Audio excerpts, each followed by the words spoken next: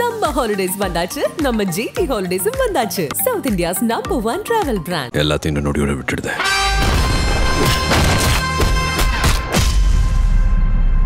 குறைந்த விலை நிறைந்த தரம் தங்கள் தேவைகள் அனைத்தும் ஒரே இடத்தில் ஜெயச்சந்திரன். கலாட்டா டிவைன் நேயர்களுக்கு வணக்கம். இன்னைக்கு என் கூட ஆஸ்ட்ராலஜர் பாலகிருஷ்ண ரெட்டி இருக்காங்க. வணக்கம் சார். குரு பிரம்மா, குரு விஷ்ணு, குருதேவ மகேஸ்வரः, குரு சாட்சாத் பரபிரம்மா, தஸ்மை ஸ்ரீ குருவே நமக. என் அன்பு சகோதரிக்கும் என் அன்பு கலாட்டா டிவைன் நேயர்களுக்கும் என் அன்பு வணக்கங்கள். குரு பெயர்ச்சி வாழ்த்துக்கள். வாழ்க வளமுடன். All the best. ஸோ குரு பெயர்ச்சி வந்துருச்சு. ஸோ ஒவ்வொரு ராசிக்காரர்களுக்குமே அவங்களோட வாழ்க்கையில என்ன மாதிரியான மாற்றங்கள் உண்டாகும் சொல்லிட்டு யோசிச்சுட்டு இருப்பாங்க. அந்த வகையில மேஷ ராசிக்காரர்களுக்கு இந்த குரு பெயர்ச்சி எப்படி இருக்க போதையா? பொதுவாகவே குரு பயிற்சி அப்படின்னாலே சுபத்தை கொடுக்குமா, எங்கள் வீட்டில் கல்யாணம் நடக்குமா, வேலை கிடைக்குமா, அதே மாதிரி நல்ல வேலை கிடைக்குமா, இது வரைக்கும் இருந்து வந்த கடன்லாம் தீருமா அப்படின்னு சுப பலனாக எல்லாரும் யோசிப்பாங்க. இந்த ஆண்டு மேஷராசிக்கு ரொம்ப நல்லாயிருக்கும், அற்புதமான காலமாக இருக்கும். இதில் என்ன அப்படின்னு கேட்டிங்கன்னா, மற்ற கிரகங்களை இப்போ நம்ம கணக்கு பண்ணி அந்த பலன் சொல்கிறோம். சனி பெயர்ச்சியும் சொல்கிறோம், ராகு கேதுவும் சொல்கிறோம். அதெல்லாம் சேர்ந்தால் தான் இந்த குரு பெயர்ச்சியோட நல்லாயிருக்கும். மிதுனத்துக்கு குரு பிரவேசம் பண்ணுறார். இதுவரைக்கும் மேஷத்துக்கு 2ஆம் வீட்டில் குடும்பம், வாக்கு, தனம் என்று சொல்லக்கூடிய 2ஆம் இடத்துல இருந்து 3ஆம் வீட்டுக்கு போக போகிறார். இந்த 3ஆம் வீட்டுக்கு போகிறதுங்கிறது நல்லது இல்லை தான். ஆனால் பராக்கிரமஸ்தானம், உங்களுடைய வீரம், உங்களுடைய விவேகம், இது எல்லாமே வெளிப்படக்கூடிய காலம். அதே மாதிரி குருவுக்கு ஸ்தான பலம் கிடையாது, பார்வை பலம் இருக்குது. அப்போ 5ஆம் பார்வையாக உங்களது 7வது வீட்டை பார்ப்பார். இந்த 7வது வீட்டை பார்க்கும்போது புதிய தொழில் அமையும், புதிய வாழ்க்கை அமையும். இதுவரைக்கும் ஆஃபீஸில் உங்களுக்கு பிரச்சனை, மேலதிகாரிகள் தொல்லை அப்படின்னு சொல்கிறதெல்லாம் போயிடும். அதே மாதிரி நீங்கள் எதிர்பார்க்குற ஊர் விட்டு ஊர் போகிறது, வெளிநாடோ வெளி மாநிலமோ, அட்லீஸ்ட் ஒரு பெங்களூர், மைசூர் அப்படின்னு வெளிநாட்டு வாய்ப்பு இதெல்லாம் கிடைக்கும். குறிப்பாக இப்போ ஒருத்தவங்க பிஸ்னஸ் ஆரம்பிக்கணும்னு நினைக்கிறாங்க அப்படின்னா இந்த குரு பயிற்சியிலேருந்து ஆரம்பிக்கலாம். நம்ம இந்த ஜாதகம் பொதுவான பலன் சொல்லிகிட்டு இருக்கோம். அதான் உங்கள் ஜாதகத்தில் இப்போ என்ன மகாதிசை நடக்குதுன்னு பார்க்கணும். மேஷராசிக்காரர்களுக்கு இப்போ என்ன திசை நடந்துக்கிட்டு இருக்கு, சாதகமாக பாதகமாக. குரு பார்வை இருக்கார் 5, 7க்கு. அதுலேயும் தொழில் ஸ்தானத்தை பார்க்க போகிறார், உருவ புண்ணிய ஸ்தானத்தை பார்க்க போகிறார். வருமானங்கள் கூடும், அதெல்லாம் கரெக்ட் தான். அவங்க கூட நிறைய பேர் கேள்வி கேட்குறாங்க, 7.5 சனி நடந்துக்கிட்டு இருக்கே, இந்த டைமில் நாங்கள் வியாபாரம் தொடங்கலாமா அப்படின்னா, 7.5 சனியில் தொடங்கிறது தப்பு இல்லை. உங்கள் ஜாதகத்தில் இப்போ என்ன மகாதிசங்கிறத பார்க்கணும். அதையெல்லாம் நீங்கள் பார்த்து தெரிஞ்சுக்கிட்டு ஒரு ஜோதிடர்கிட்ட அதுக்கப்புறம் இந்த பொது பலனை மேட்ச் பண்ணிக்கணும். ஏன்னா நாங்கள் கொடுக்கறது ஒரு இன்ஸ்டன்ட் ஃபுட்டு, இப்போதைக்கு எப்படி இருக்கு. ஆனால் அக்யூரேட் அப்படிங்கிறது உங்கள் ஜாதகத்தை பார்த்து தான். ஏன்னா ஏற்கனவே மேஷராசி ரொம்ப கஷ்டப்பட்டு பணத்துக்கு என்ன பண்ணுவீங்க, வியாபாரம் ஆரம்பிக்கணும்னு சொல்கிறீங்க, பணத்துக்கு என்ன பண்ணுவீங்க, திருப்பியும் ஒரு கடனை வாங்கணும், இல்லைன்னா நகை வைக்கணும். ஸோ இப்படி நீங்கள் அந்த ஃபண்ட்ஸை உருவாக்கிக்கிட்டு தான் உள்ளே வரணும். அப்போ அது உங்களுக்கு பிரச்சனையை கொடுக்கும். ஏற்கனவே மேஷராசிக்காரர்கள் ஒரு டென்ஷன் பார்ட்டி. நான் கரெக்டாக இருக்கேன், நீங்கள் கரெக்டாக இருக்கும், நான் 2 மணிக்கு வந்தால் நீங்கள் 2 மணிக்கு வந்துடணும். அப்படிப்பட்டவர்களுக்கு இப்படிப்பட்ட ஒரு வியாபார நோக்கங்கிறது கொஞ்சம் யோசனை பண்ணி செய்யும். இப்போ பெண்களுக்கு உடல் உபாதைகள் நிறைய பிரச்சனைகள் ஏற்படுது. ஸோ அதுக்குள்ள ஒரு தீர்வு காண்ற ஒரு டைமாக இருக்கும் அந்த குரு. ப்ளஸ்ஸாக இருக்கும்.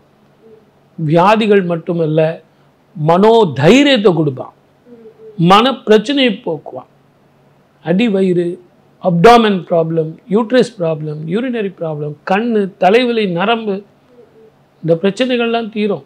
எல்லாத்த விட கெட்டி மேளம் கொட்டும், குழந்தை பாக்கியம் கிடைக்கும். ரொம்ப நாளாக சார் எனக்கு நாகதோஷம், ராகதோஷம், கேது தோஷம், என்னென்னவோ செவ்வாய் தோஷம், அது எல்லாம் இருந்தால் கூட போய்டும்.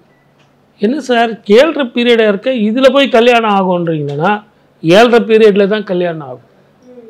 நீங்கள் கூட கேட்பீங்கன்னு நான் நினச்சேன். சார் அங்கே 7.5 பீரியடில் வியாபாரம் பண்ணுறதை கொஞ்சம் யோசிங்கிறீங்க, ஆனால் 7.5 பீரியடில் கல்யாணம் பண்ணிக்கிங்கன்னு சொல்கிறீங்களே அப்படின்னு கேட்பீங்கன்னு நினச்சேன். ஆனால் இது சுபம் நடக்குது, அதை நீங்கள் புரிஞ்சுக்கணும். ஒரு வீட்டில் ஒரு சுபம் நடக்கிறது சனீஸ்வரர் வந்து பெயர்ச்சி ஆகும் காலத்தில் 7.5 பீரியடில் அஷ்டம சனியில் அர்த்தாஷ்டம சனியில் தான் நடக்கும். குரு வந்து உங்களுக்கு பூர்வ புண்ணியத்தையும் 7ஆம் வீட்டையும் பார்க்க போகிறதுனால திருமணம் நடக்கும், குழந்தை பாக்கியம் கிடைக்கும், வீடு வாசல் அமையும், வீடு கட்டலாம், வாகனங்கள் வாங்கலாம், புது வீடு வந்து பழைய வீடை கொடுத்துட்டு வாங்கலாம். இப்படி சுப பலன்கள் நிறைய சொல்லிட்டு போகலாம். வேலையில் முன்னேற்றம் அது இருக்குமா? ஆமாங்க, நீங்கள் கரெக்டாக சொன்னீங்க. நான் போன மாதம் வரைக்கும் என் பக்கத்தில் ஒருத்தன் உக்காண்டிருந்தான், காலாட்டின்னு உக்காந்தான். அவனுக்கெல்லாம் கொடுக்குறாங்க சார், எனக்கு கொடுக்கவே இல்லை சார். எனக்கு ப்ரமோஷன் கூட வேண்டாம் சார், நல்லா பண்ணுறீங்க. ஒரு தட்டி கொடுத்தா நல்லா இருக்கும் இல்லைங்களா? அந்த என்கரேஜ்மெண்ட் கூட கிடையாது சார். நான் வந்து ரொம்ப கஷ்டப்பட்டுருக்கேன். இத்தனைக்கும் நான் தப்பு தண்டாக்கு போக மாட்டேன். சரியான நேரத்துக்கு நான் ஆஃபீஸ்க்கு வருவேன், சரியான நேரத்துக்கு போவேன். நான் கொஞ்சம் கரெக்டாக வந்து கரெக்டாக போவேன் இல்லைங்களா? அதனாலேயே எங்களுக்கு சுற்றுப்புற சூழ்நிலையில் ஆஃபீஸில் எல்லாம் ஒரு வைப்ரேட்டிங்காக இருக்குது. அப்படி இருந்தால் கூட you will get your promotion, அதிக சம்பளம், நல்ல ஒரு தொழில், இடமாற்றம், வெளிநாடுக்கு போகிறது, வெளி மாநிலம் போகிறது அப்படின்னு உங்களுக்கு காரியம் சித்திக்கும். மேலதிகாரிகள் ஒத்துழைப்பு கொடுப்பார்கள்.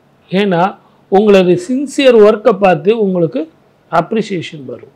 இந்த சின்ன சின்ன இன்னல்கள்லாம் மீண்டு வரத்துக்கு பரிகாரங்கள் உண்டா மேஷராசிக்கு? மேஷராசிக்கு ஒரே ஒரு பரிகாரம் தான், சூரிய நமஸ்காரம் பண்ணணும். இதை எல்லாத்தை விட அந்த 7.5 சனி நடந்துக்கிட்டு இருக்கு இல்லைங்களா, குரு இவங்களுக்கு சாதகம் இல்லைன்னு நினச்சிக்கிட்டு இருக்காங்க. குரு சாதகமாக இருக்கார். சனீஸ்வரரும் இவங்களுக்கு சாதகம் இல்லைன்னு நீங்கள் நினைக்கிறீங்க, சனீஸ்வரரும் சாதகமாக இருக்கார். ஆனால் ராகு வந்து உங்களுக்கு 10ஆம் இடத்துல போகிறதுனால இது வரைக்கும் இருந்து வந்த நட்பு வட்டங்கள் மாறும். ரமேஷ், ராஜேஷ் அந்த ஆட்கள் எல்லாம் போயிடுவாங்க. இனிமேற்பட்டு வர்றதெல்லாம் சுரேஷ், மகேஷ் அப்படின்னு புதிய வட்டங்கள் அமையும், புதிய வாழ்க்கை வரும். நம்பிக்கை துரோகங்கள் இருக்கும். வேற்றுமொழி இனத்தவர்களால் லாபம், அவர்களால் தான் பிரச்சனை வரும். நீங்கள் செய்ய வேண்டியது சூரிய நமஸ்காரம், சூரிய காயத்ரி பண்ணணும். ஒரு முறை திருநள்ளாருக்கு போயிட்டு வாங்க. ஆலங்குடி அப்படிங்கிற குரு கோவிலுக்கு போயிட்டு ஒரு வெத்தலையில் பசும் சாணம் உருண்டை பண்ணி அந்த வெத்தலையில் மேலே வச்சு குழி பண்ணி நெய் ஊற்றி தீபம் போடணும். சுவாமிக்கு வந்து எல்லாம் கர்ச்சீஃப் மாதிரி மஞ்சள் ஆடை தானம் பண்ணுவாங்க, அதெல்லாம் தப்பு. ஒன்று வாங்கி கொடுத்தா நல்ல ட்ரெஸ்ஸு வாங்கி கொடுங்க. அதனால் சுவாமிக்கு வந்து 9க்கு 5 நல்ல வேஷ்டியும் அந்த மேல் துண்டும், அதே மாதிரி ஒரு நல்ல புடவை அம்பாளுக்கு, இது ரெண்டையும் சுவாமிக்கு கொடுத்து சுவாமிக்கு வந்து நெய்வேத்தியம் பண்ணி நான் சொன்ன இந்த தீபம் போட்டு வந்தால் நினைத்தது நடக்கும், கேட்டது கிடைக்கும். சம்மர் ஹாலிடேஸ் வந்தாச்சு, நம்ம ஜிடி ஹாலிடேஸும் வந்தாச்சு. South India's number 1 travel brand. எல்லாத்தையும் நோடியோட விட்டுடுதே.